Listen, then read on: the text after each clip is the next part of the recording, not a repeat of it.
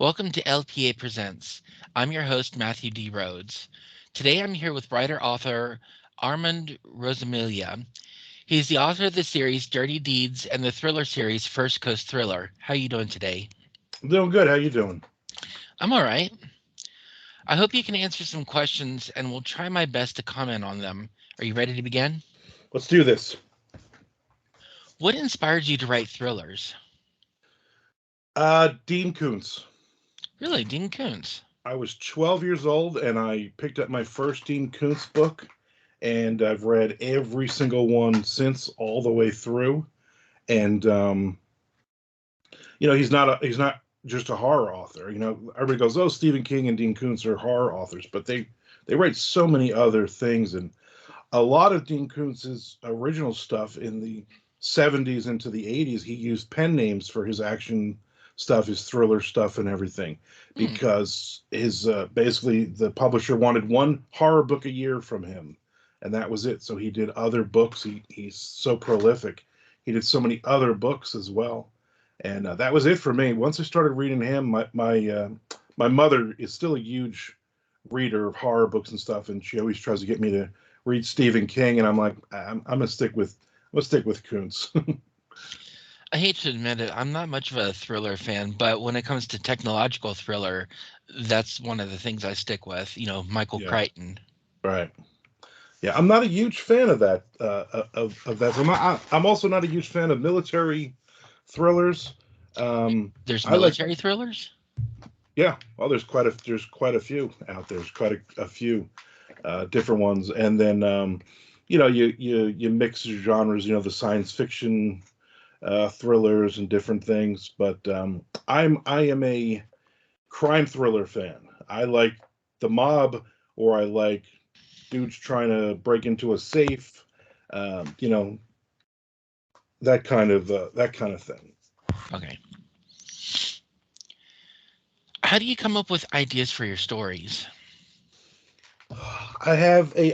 People come to up if I'm doing a signing or something, and it drives my wife crazy, but I'm 35 years in this business, so I'm used to it. Some will say, "I got this great idea," and you write it, and then we'll split the millions of dollars we're going to make. And I always say, yeah, I have so many ideas I can write for the next 100 years.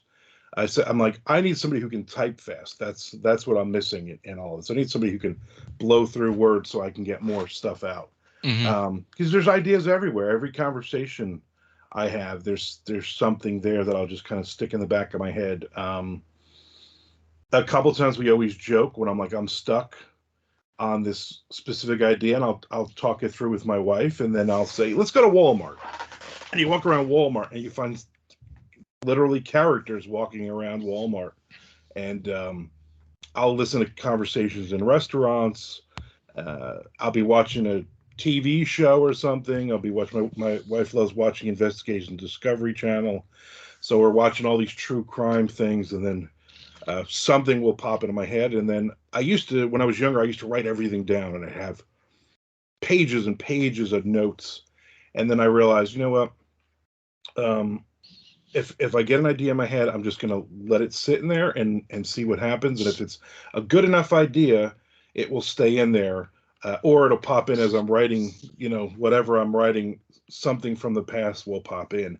And my wife is my first reader of the thriller stuff, so she'll laugh every now and then. She's like, I know where this conversation is from, or I know who this character is, kind of thing, which is always neat to try to, you know, you put a lot of real life in there. You're writing thrillers, so I'm not writing one of my horror books. I'm not writing a Bigfoot book or a, giant monster book or anything like that. It's real people just being crappy to each other, basically, is what a crime thriller is. But do you ever have a character that you put realism into, but people say, that's not realistic. A person like that wouldn't exist?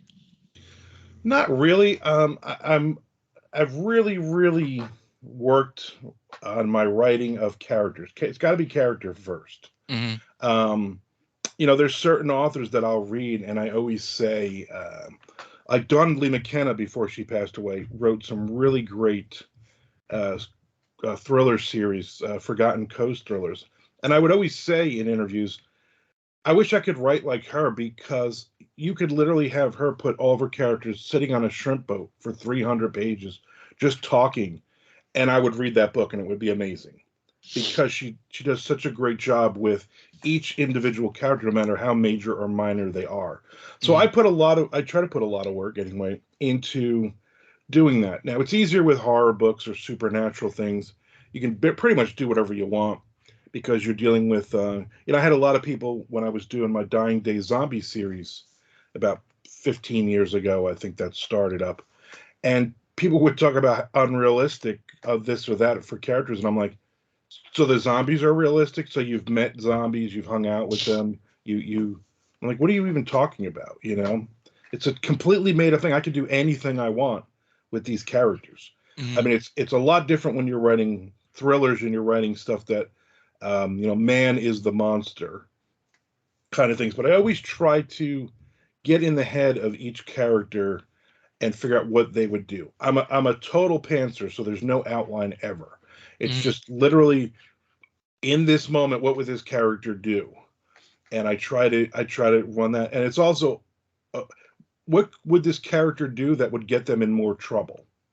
Because you don't want 15 pages into it, 3 or 4 chapters in, and everything is great and they get what they want. No, we want to make this harder and harder, but realistically harder and harder. Um, if the story calls for it, you drop an anvil on their head. Something to keep the story and the tension going, but it has to make sense. It can't be for no reason. The character looks up and an anvil hits him in the head. You know, Yeah, well, you say you're a bit of a pantser, but I would have taken you for a plantser, someone who plants a little bit, but still goes by the seat of their pants at the same time. no, I'm a total. I don't want to know what the story is. I Mhm, want to write the story and read the story at the same time. So literally, um, like on Twitch, I'll write stories, and I will literally, if I'm writing on their parts of books, I will have where I know the next chapter, the point of view, what character is that chapter. But that's pretty much all I have.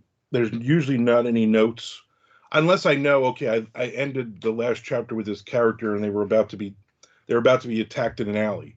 So I know chapter 16 is going to be, point of view Bob attacked an alley. But I haven't thought of any of that next. I'm trying to finish this first chapter here, and then when I get back to that, and it's easier obviously once you can get past that second act. Um, you know, that last third of the book, it usually goes pretty quick for me. I can knock mhm. that off really quick. So because I know the characters, I know what's going on, whether they're brand new characters for this book or whether they're characters continuing from other books or other series, like in a cameo, whatever it is. You learn the characters, and then it's like second nature to know what they would do in this situation. Mhm. In the beginning of the book, you pull a gun on this character. How is that character going to react? Is that character gonna fight? Is that character gonna flee? What's that character gonna do? Is he gonna try to talk his way out of it? Whatever. But by that third act, if you haven't pulled a gun on him yet, you pull a gun. I automatically know what this character is gonna do. Again, some of it is okay. Let's make this easier on them for a couple of chapters, but most of it is gonna be. Um, how do we make this harder? What's the wrong thing to do? Mhm. But in a realistic way of you think that character would think it's right. I mean, think of all the stupid things you've done in your life and all the stupid things you're going to do in your life. As long as it's still you, as long as you can look back and go, well, that was really stupid to do, but it made sense to me at the time. And you got to think it would make sense to the for the reader at that time as well. I see. Which of your books is your personal favorite? Whew, that's like I don't consider them all my babies. Um, but I have like over 200 releases in 35 years in this business, and this will be my 13th, going on my 13th year of writing full time. So, and I write close to 500,000 words a year, and almost all of that is already sold to publishers, or I know I'm self-publishing, whatever. So there's a lot out there. Most people say when they read Dirty Deeds, the first one, they say that it's me. I'm literally that character. Like just the attitude, everything, the love of Dunkin' Donuts, the love of eating too much, um, the sarcasm, everything. When my wife read it, she's like, "This is you," and I'm like, "No, no." And I wrote it. You have certain books and stuff. You have people or characters in mind, and when I started writing it, my thing was, what would what would Bruce Campbell do if this was a TV show or a movie and he was a hitman? So that was kind of the Bruce Campbell, the joking around and everything. And then somebody, um, after it came out, somebody said, "Oh my God, I could definitely see Kevin James playing this part." And I thought, you know what, that probably would be another good pick for that character. But then everybody who knows me said, "Oh, this is just 100%. This is you." I'm sorry, I just got the mental image of Bruce Campbell as Agent 47. I think he would be. I think he would be. I think he would be a good fit. So, uh, Mr. Campbell, I know you're watching this right now. So, you have your people get in touch with my people, and we'll do a series or something. So, are there other ways that you develop your characters, or do you just go out and actually look at the people around you and figure that would be a good character? It comes in from a lot of different ways, which I think really helps. I don't take notes on anything too much. Like as I'm doing a book, I have a sheet of paper which will have the character names, Mhm. and I like to have three distinctive things about each character, whether that's a physical thing or like, oh, she's a blonde, or something like, she's secretly a maniac, whatever it is, just something so I can, in my mind, differentiate those characters. Um, but it all comes from different places. A lot of times, like when I did the first Coast Thriller series, I knew I was doing 6 books. I knew the characters and who they would be. So for the first time in a long time, I actually sat down with my wife and I said, "Here's our main characters." And I asked her to write down because my handwriting is awful. The main character is Clayton Conway, and I want him to be the dude who was in the Bloodlines TV show and who was in Mayor of Kingstown, and he's been in a bunch of movies and everything else. I don't even remember his name, but she wrote that down. I'm like, I want this lady here to be like Marissa Tomei. I want this lady to be like that super hot redhead from Mad Men, like, and just pick out.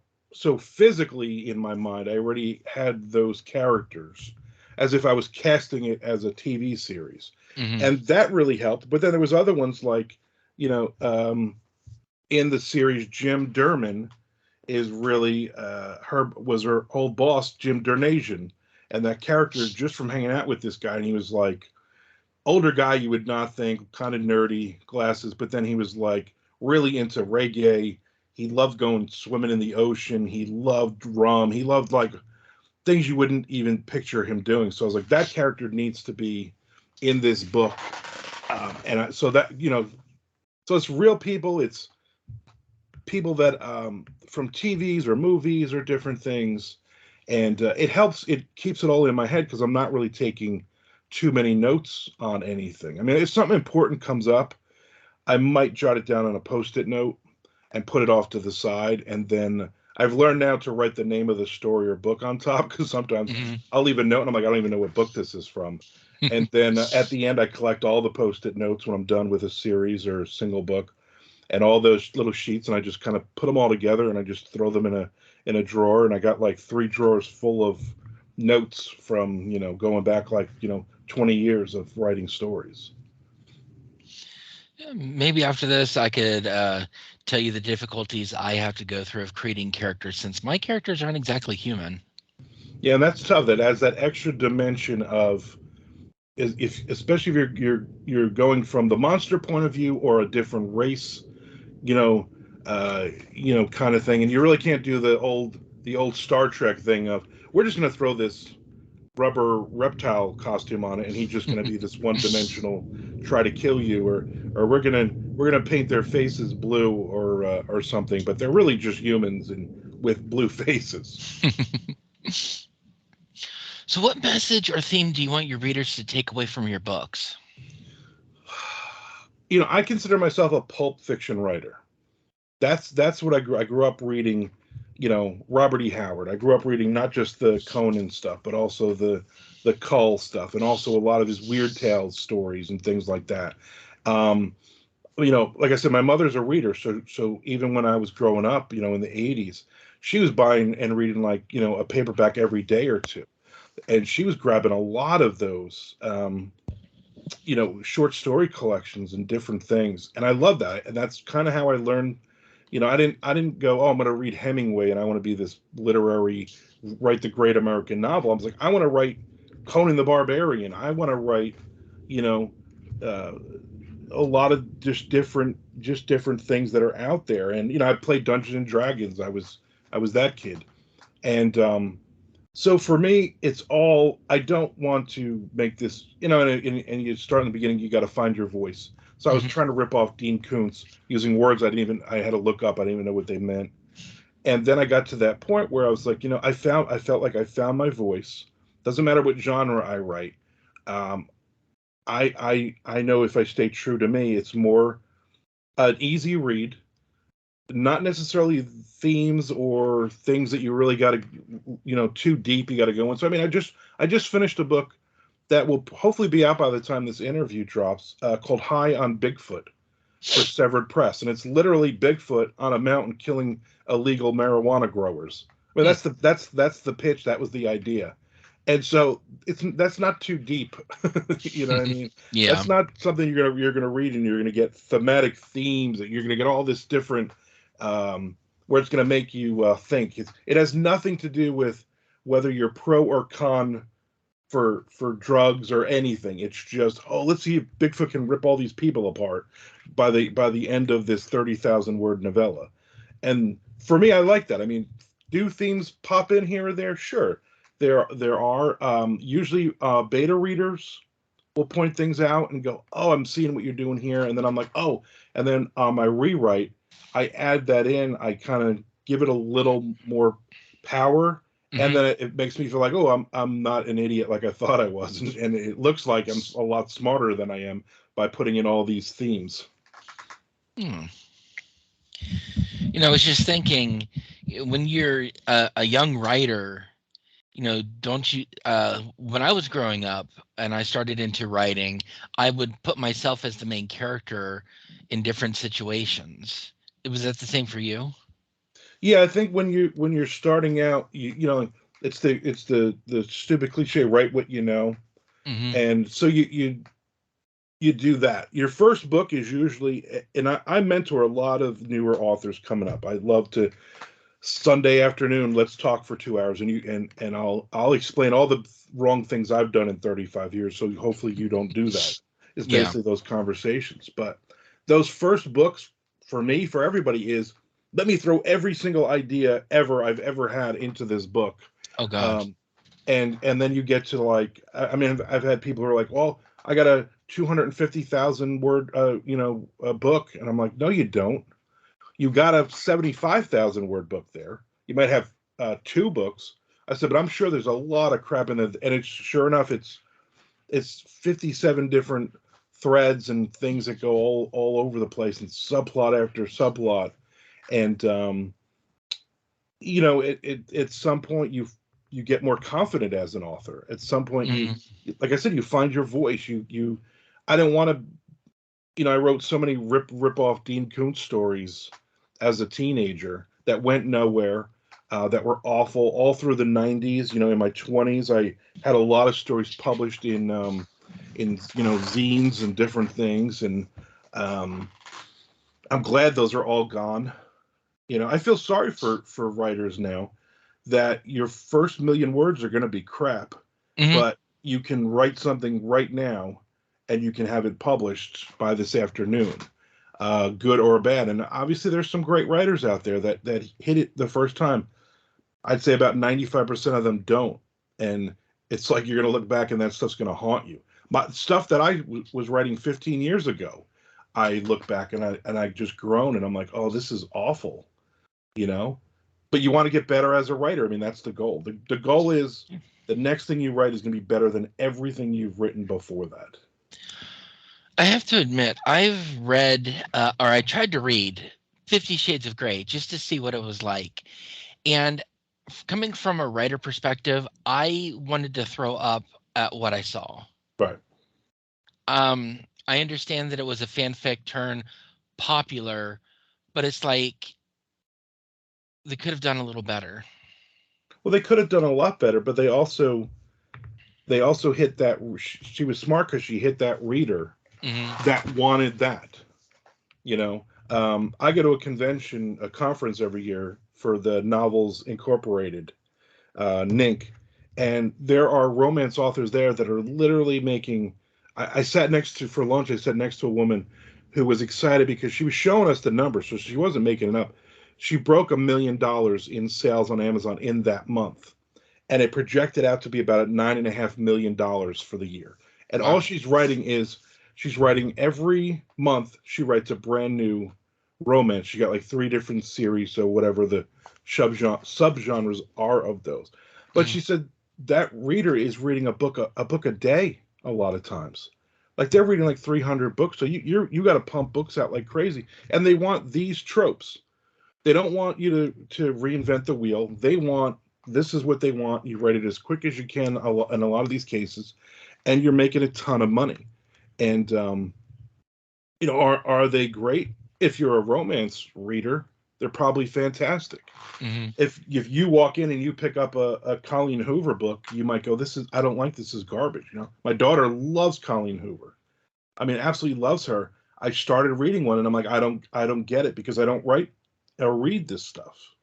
But then again, a romance author is going to pick up one of my horror books and go, "Why is he writing about Bigfoot? This is stupid."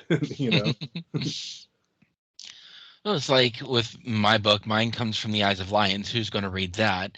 But then again, there are at least three other authors I know that are published, told from the eyes of animals. Right. Um, you'll have to forgive me. A lot of these questions seem to be a little, I guess, off order or something. No, But you're fine. have you ever had any personal experience that inspired a particular aspect of your writing? All the time. All the time. From conversations I've had with people to things that have happened in my life, things that have happened to people around me. Yeah, it happens a lot. I wrote a trilogy, Lovecraftian trilogy called Keyport Cthulhu, and I lived in Keyport for a couple of years, and it is a real town in New Jersey, and it's this creepy little fishing village. And Hmm. when I first moved there, I thought, "Holy crap, this is like every Lovecraft movie ever." Like if I saw a bunch of guys in brown robes carrying torches down Main Street, I wouldn't have been surprised. And just a lot of the characters in that trilogy are based on people that actually live in that town. And there's a one of the main characters in one of the books. Her father is a minister, and it's basically my father-in-law, Hmm. who was a minister. And so it's a lot of that. And when my wife read that, she was like, "I don't know if you really like my dad or you hate my dad because of this character."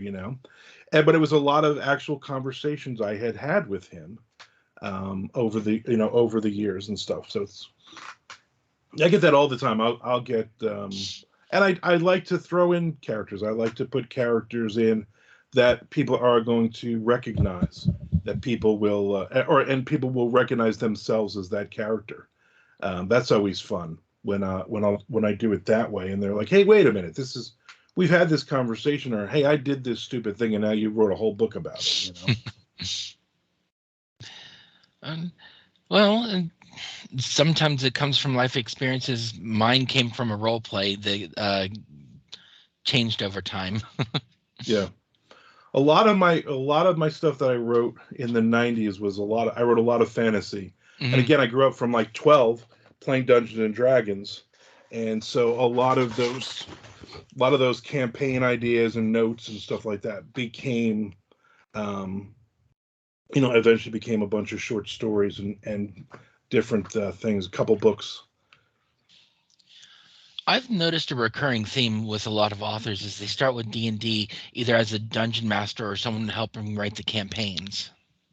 Yeah, there's a lot. I was at AuthorCon in Williamsburg over the weekend, and like every fantasy author there, as you're just listening to conversations, is like, well, this is. I had a guy right across me. He's like, well, this is based on a 15-year campaign I did for Dungeons and Dragons, and my wife laughs, and I'm like, it makes sense. Like to you, that's funny. Like a bunch of Dungeons and Dragons geeks. She never grew up Mhm. doing any of this, so it's just funny when she hears this. When she'll hear people talking about it. Yeah, I mean, one I tried to write a short story based off of not the campaign itself, but what the characters were doing. It ended up being quite interesting because a lot of the things that happened with the characters was just too comical to actually be taken seriously. Right, yeah. Well, that's also the problem with when you're playing any role playing game because a lot of times we're just effing around and you're just having a good time, you know. Yeah. But how do you approach writing from different perspectives? Different ages, genders, backgrounds? You got to be very careful in this day and age, obviously. Um, I am the middle-aged white guy, Hmm. so there is a vocal minority that says you're only allowed to write middle-aged white guys in your stories. And I've written a lot of stuff like my Dying Days zombie series, 9 books. It it's a female. Darlene Bobbage is the main character, Hmm. and so I did 9 books with in from her point of view, and I wrote it years ago. So you didn't have this where you got to catch every little thing. Um, I try to stay away from taboos. I don't write splatterpunk generally. I don't write anything that's really crazy or out there. But there will be sex and violence. I'm originally from New Jersey, so there's going to be a lot of profanity anyway. It's just part of the way you talk. But I'm more aware in the past few years of not trying to piss anybody off, not trying to upset anyone, and Yeah. not trying to write one-dimensional characters. You know, if I have to write like I write in First Coast Thriller series. There's a minor character, and the two guys went to school with him, and he was Mike. Well, now he's getting the changed, so now he's Michelle. So one of the guys, I had to be very careful with one of the guys because that would be his attitude of being saying derogatory things, you Hmm. know. And so I kind of went to the edge, but I stopped. And then I had a couple of people that I know in real life, and I said, "Hey, read this part and tell me if I overstep here because I don't want to be, And again, it's the character, but readers sometimes will read and go, "Oh, well, this is your, if you talk politics, pro-Trump, anti-Trump doesn't matter. They think that's you. That's your opinion, not necessarily your character's opinion, which is not true." Right. So now years ago, that character, that other character probably would have said a bunch of really offensive things to this person. Um, but I was like, I can't, I don't want to do that. I don't want it to take away. And as a reader, you stop and you're not in that world now. You're in your own head of, what a jerk this guy is for writing these things, even though it's the character talking. Right. And so that for me is tough. A lot of new authors will go, well, I can use the N word because it's the character talking. And I say, yeah, but you got to be careful.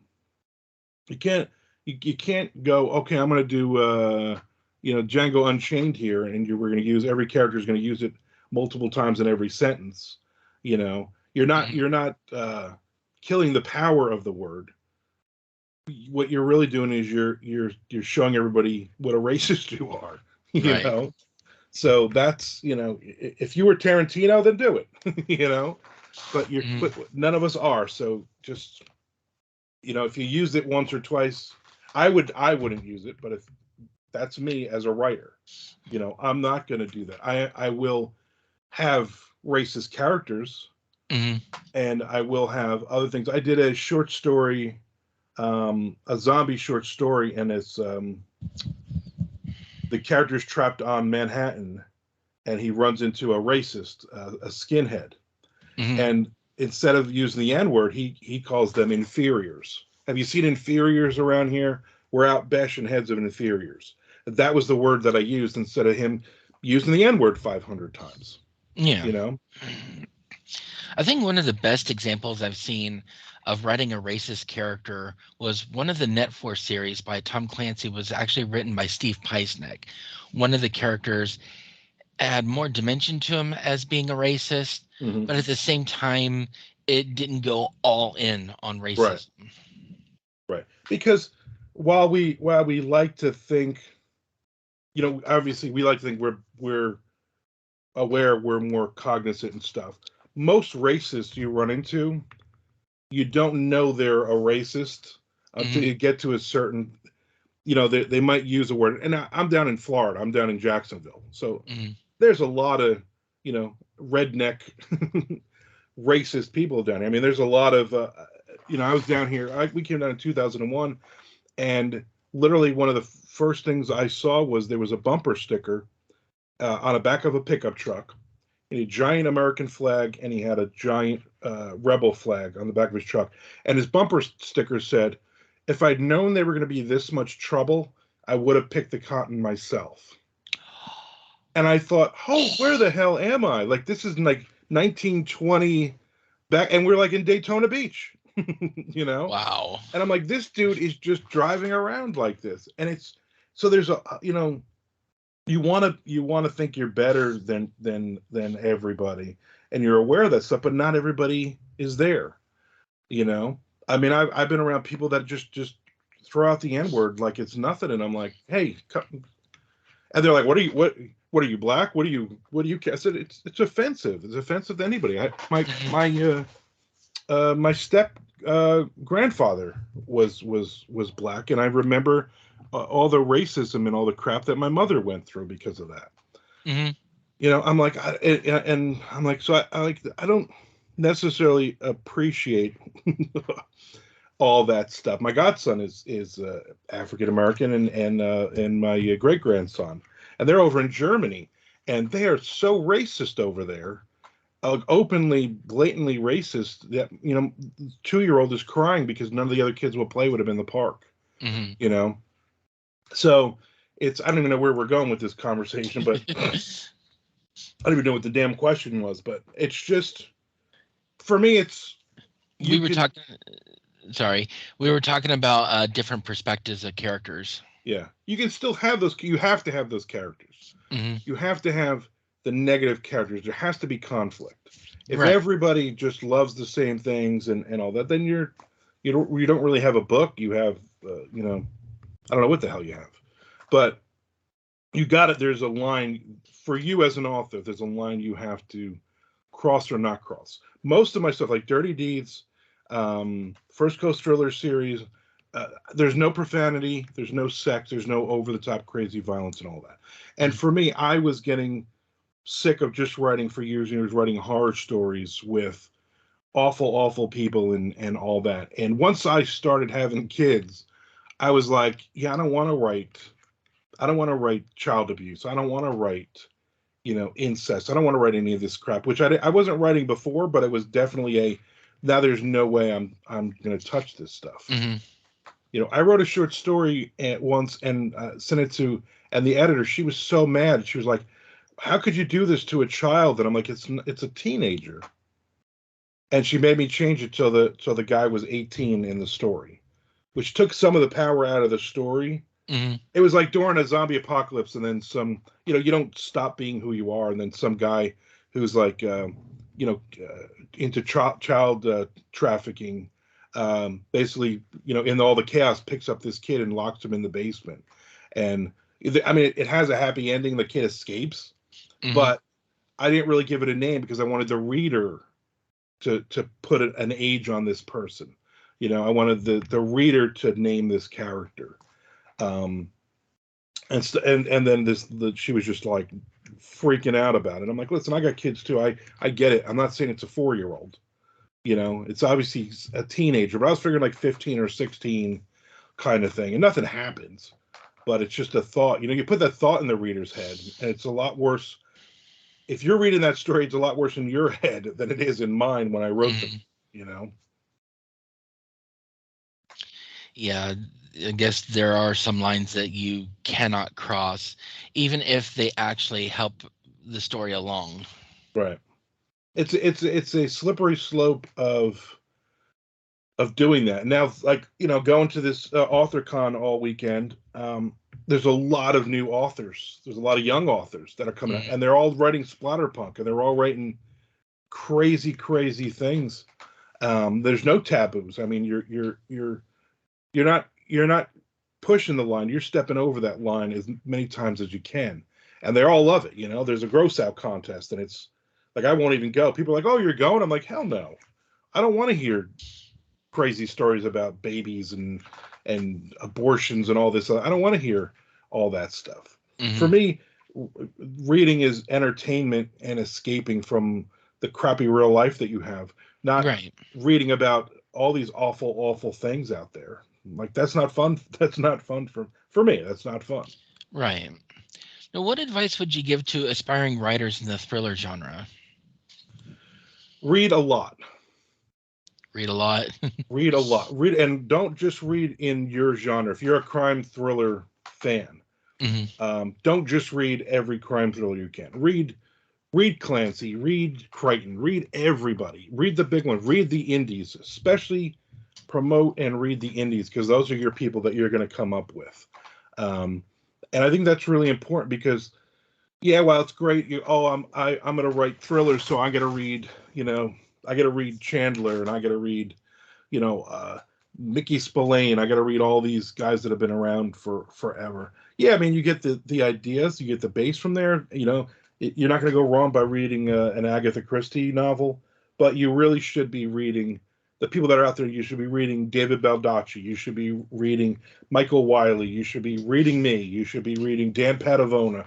There's so many different great authors out there that Mhm. are doing it, and they're writing it for now. They're writing characters that are relevant now, and they're not the 1920s gumshoe things, which I love all that stuff. But I Mhm. learned more from reading the indie guys over the last 5 or 6 years than I ever have from reading any of that. There's some uh, Tim Dorsey writes some great, really funny, really intense crime thrillers. Carl Hyacin. I mean, there's so many I could name that I love. When I wrote Dirty Deeds, I got a contract with Amazon. It was a program called Kindle Scout, and they ended up taking like I think 200 books over the course of like 2 or 3 years, and I got that contract. And they said this is like Janet Ivanovich meets Carl Hyacin. And I thought, well, that's pretty cool. And I said to my wife, "You ever read this Janet chick?" And she's like, I love her." And she's like, "They're absolutely right." And so then I went back and I read her stuff. And while it's more funny than anything, Mhm. there's some really great characters. She has really great characters in her books. And so for me, that was okay. I get it. I know where my lane is now. Mhm. And First Coast Thrillers, I try to make it a little more serious, but not so serious that I didn't have a lot of funny things or funny characters in that one. But how do you balance gore and suspense in your writing? I think there's a point you get in every story where you have that crossroad. So now, if I know I'm writing something for like Evil Cookie Press, Mhm. they're going to do splatterpunk. They're going to do over the top crazy, and I've written some crazy stories for them where they've come back. K. Trap Jones, the editors, come back and said, "Hey, can you add more to this part or this part? Can we make this even more? Take this to the next level." And I got to get in my head of okay, just turn your brain off and just put more in here. You know, as a younger writer and not as skilled and not as confident in my work, I thought, well, horror. So you gotta, let's throw the F word in here 100 times and let's kill everybody and let's just make these brutal murders and on and on. And now I'm like, I don't want to write that. I want to write more quiet horror. I want stuff that you think about. I want to leave that ending open and let the reader figure out which way this story would go after the story is done. Hmm. And it's harder. It's harder to write that. It's harder to have that ending where everybody's satisfied. You know, a good friend of mine, Brian Keene, his big book was The Rising, and the ending is you don't know what happens, Hmm. and people lost their mind back in the day over that. That they had no idea what was gone, and so eventually he wrote a sequel, and he addresses it, but that's still kind of the joke when you see him is, don't hey, you're getting a new book out, or you're gonna write an ending to it, kind of thing. Yeah, sorry about that. I No didn't problem. set my phone to vibrate. Um, I'm probably going to have to speed up some of these questions Not a and problem. refrain from discussing too much because we're running short on time. What does your writing process evolve? How does your writing process evolve from initial idea to final product? It's a question. It all depends. I have 15 things on my board, open projects right now. So I don't just sit down and go, I'm going to write this book and then I'm going to move to the next one. I'm literally in a day, and you've been on my Twitch. I'll sometimes have I'll write on 2 or 3 different projects in that hour. So it's story to story for me. If I know it's a novel, I know there's got to be more of a stretch with the idea. I know if I'm writing flash fiction, I got to boom hit that from word one, and that it's got to be done. So uh, and it's experience. It's just experience to know if I go, I want to write something new today, and I pull something out of the ether, an idea, I can tell you roughly how many words this is going to be, And then if I go, well, yeah, this is a 5,000 word short story, but I want this to be a 20,000 word novella, then I start taking 2 or 3 different ideas and mashing them together and moving forward. But pretty much, I'm gonna know um, where I go. Like I've written a lot of monster books for Severed Press, and they're always impressed that the word count is 30,000 words, and I'm like 30,240 words. You know, and it's not rushed to the end because I know what the 3 acts are. I know roughly how many chapters it's going to be. I know what the story arc is going to be, and that's just from doing it for 35 years of writing and being published. You learn that, and it's just kind of that gift. Not everybody can write a novel, and not everybody can write a short story. It's very rare that you find somebody who can write a 500 word actual story, and then you know thrillers are 63,000 words and up. So and able to create a complete story in those limits is exciting, but you just learn to do it. Let's see. What challenges did you face when writing your latest book? The latest one that just came out is called Stripper Noir.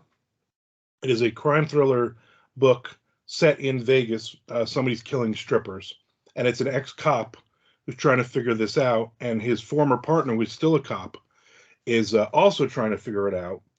And I co-wrote it with Erin Lewis, who is a former stripper, Hmm. and she wanted to write a horror book. And once we started talking, she's written a ton of nonfiction stuff, but she's never written anything long in fiction. She wanted to write a horror book, and once we started talking, I said, this is a dark crime thriller. This is a noir. Let's do that. And I started calling it Stripper Noir without having a name. And then when we got to the end, she was like, well, we have to call this Stripper Noir. It just makes sense. And Hellbound Book released it in December. The challenge was, and I've written a ton of stuff with other authors, Hmm. but the challenge was, this is the first time I'm writing with her.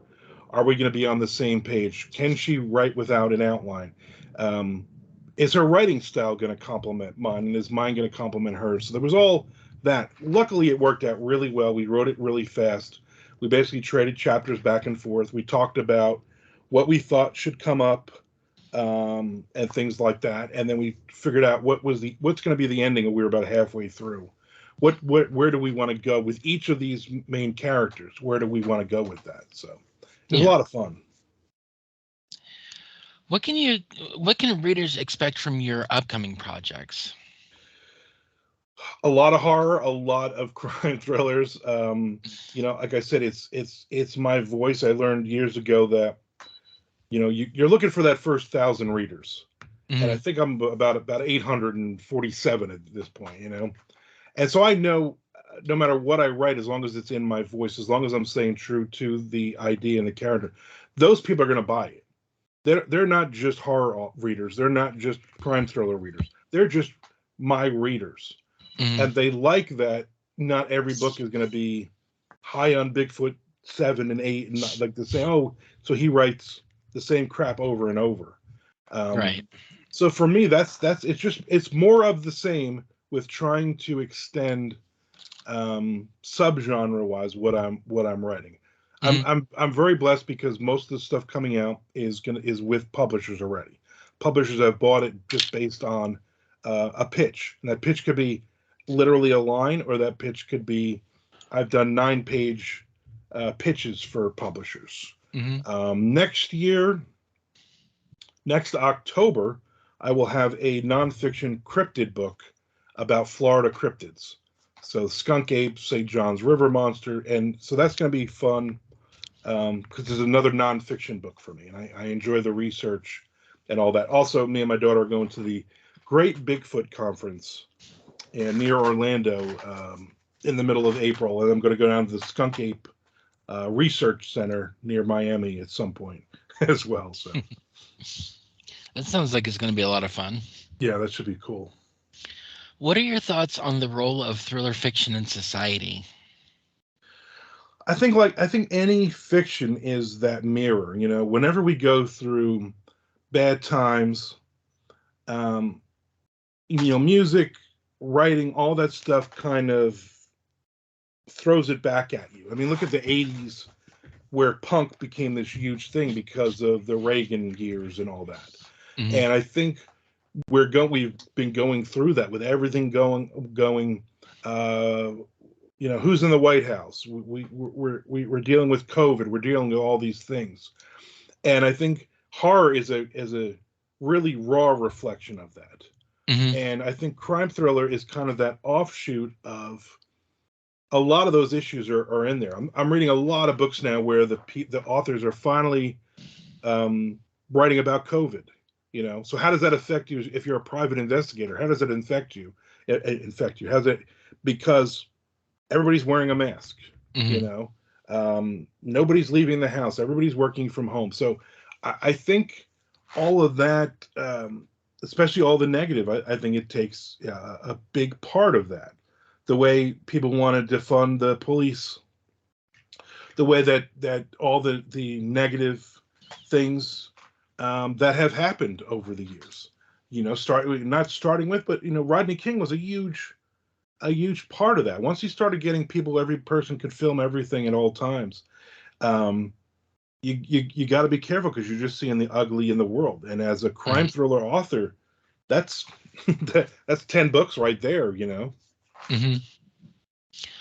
Can you discuss any upcoming collaborations with other authors? I'm writing in the starting with Chad Lutsky, who has written some phenomenal books. He's moved more from the horror, like me, to crime thriller, Hmm. and we're writing a crime thriller book together, and it's a lot of fun. He is a total outliner. He wants to know what's coming up, so the challenge for us is to both of us to keep it fresh. But I'm doing that with him, and then a brand new author, Tom Duffy, who put out a book called Zodiac, a serial killer book, but it Hmm. was really really funny stuff in it. He's like, I always wanted to write a heist book. I'm like, me too. Let's write one together. So we'll actually probably be talking about that in the next couple of weeks. So I'm Okay. always finding people that I like their writing, and I'm a big reader. I'm a big fan of theirs. I want to work with. How has the thriller genre changed since you began writing? I think the big change was the companies liking the embracing more of the indie authors out there. Hmm. With horror, it's like totally opposite. With horror, you start at the bottom and you work your way up to the big publishers. With crime thriller, generally, you're starting with the big publisher, and you hope to never have to drop down that ladder and do other things. As much as I love Dirty Deeds, those books are 50,000 words, so they're too short for a traditional publisher Mhm. or one of the big indie publishers to pick up. And that's why I changed with First Coast Thriller series. I changed that because they're actually looking, because they're looking at self-published books now, and they're not these awful things that we 10 years ago everybody was screaming about. Now there's some really legit authors and books out there that are getting picked up by some of the bigger publishers, Mhm. or the authors are saying, "Hey, um, I talked to, I can't name who it is because the contract hasn't signed. I talked to one of these big publishers and they're offering me a 3 book deal for a brand new series that can't have anything to do with any of my other books, but they don't want me to write crime thrillers in those 3 years that I'm under contract. I can write horror, I can write other stuff, but they don't want me competing with myself because I put so many books out. So Mhm. that's going to be fun, but that's a lot of those contracts now because we don't have to just do, when Stephen King and Dean Koontz started, the publisher wanted 1 book a year and don't give us anything else. So a lot of the older authors are just doing 1 book a year and they're happy with that. Me, I can't do. I got to write 1,000 different things. Yeah. So you see the difference. Obviously, social media plays a huge part in everything. It makes or breaks you. If you're good, if you're savvy on there, it's not just Amazon ads, it's not just word of mouth anymore. It's doing all the other stuff. It's just being a genuine person in Facebook groups and on Twitter. Okay. What does success mean to you as a writer? Success means that this is my job. I'm living the dream. I roll out of bed at 9:30 every morning. My wife's already gone to her job, and I'm in sweatpants. I've been in this shirt I think like 3 days now. You know, I'm sure Mhm. my wife will come home tonight and go, "Hey, go take a shower. You stink." You know, but it's. I don't have to leave my house. I make my own lunch. I drink as much coffee as I want, and I'm making shit up all day. I mean, that's literally my job is to just, what would this character do next? What would this character do? And that's all I have to do. I mean, there's a ton of promotion. Yeah, there's uh, a ton of other stuff that goes into it. Yes, sometimes I'll kill an afternoon and watch Netflix. I'll play my baseball game. I'm on Minecraft way too much. So it's all of that, but it's literally once a week my wife will say, "Go take a shower, put some clothes on, you're taking me to dinner." Because I haven't left the house in 7 or 8 days. And I'm fine with it until I get out there and I'm like, wait a minute, I really need to be out here. I'm ready to kill somebody. And then I'll start hearing conversations and it re-energizes me to have another character for another story. Well, that's all I have for you today. Thank you for taking the time out of your busy schedule to meet with me. I appreciate you. This is my Minecraft time, so feel lucky. I didn't. I had a mountain to chop down today. If you're interested in getting into the film industry or would like to become a published author, listen in every month as we interview industry professionals and up and comers alike. You'll come to hear behind the scenes commentary and some deeper insight into the industry. Stay tuned.